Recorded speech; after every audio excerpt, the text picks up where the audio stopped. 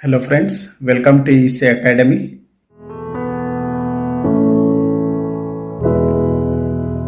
In this lecture, let us understand frequency response and bandwidth.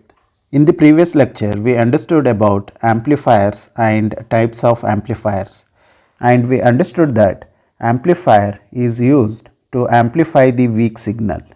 Now, let us understand the frequency response and bandwidth of an amplifier.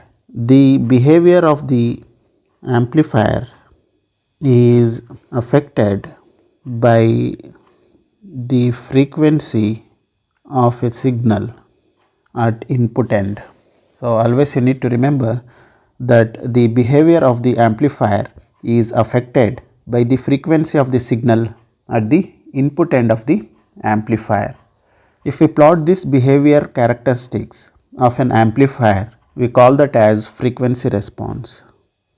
So, this characteristics is known as frequency response. Frequency response is one of the important property of an amplifier. So, frequency response is one of the important property of an amplifier. While studying the frequency response of the amplifier, it is very necessary to convert voltage gain into decibels, which is commonly known as dB, and frequency is represented in logarithmic scale or log scale. So, while studying the frequency response of the amplifier, it is necessary to convert voltage into decibels and frequency should be represented in logarithmic scale. If we consider AV as voltage gain, then the voltage gain in decibels can be calculated using the formula 20 log to base 10 AV. So, if we take 20 log voltage gain, we will get voltage gain in terms of decibels.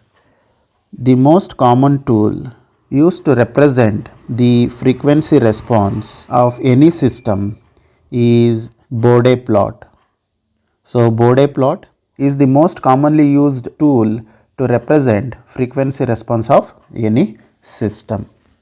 So, in Bode plot, in y-axis we will take voltage gain in decibels, and in x-axis we will consider frequency in log scale.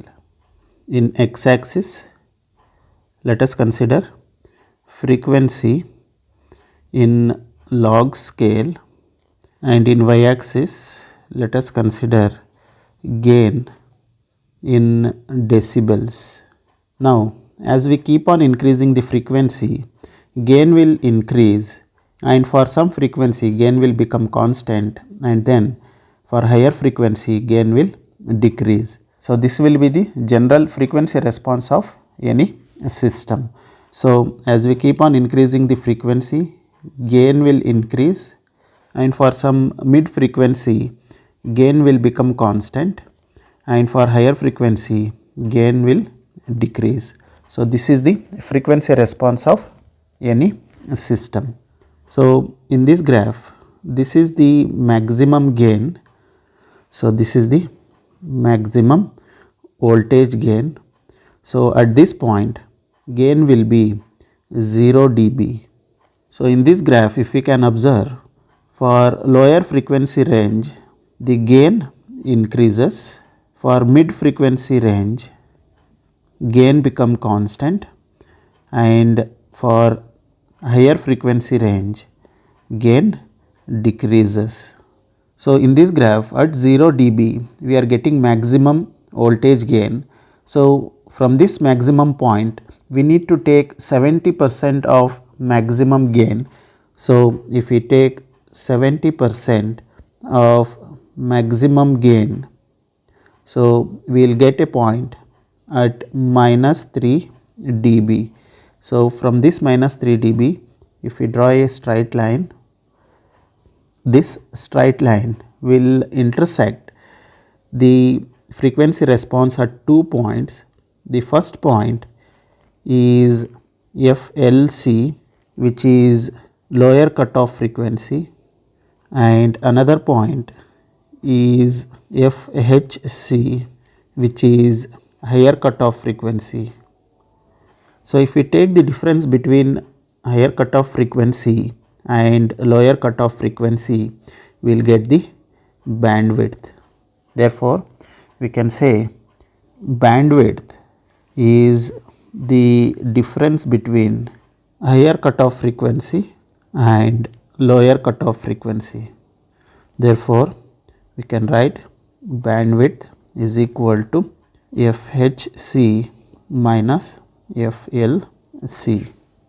This is about frequency response and bandwidth. I hope you have understood the topic. Thank you.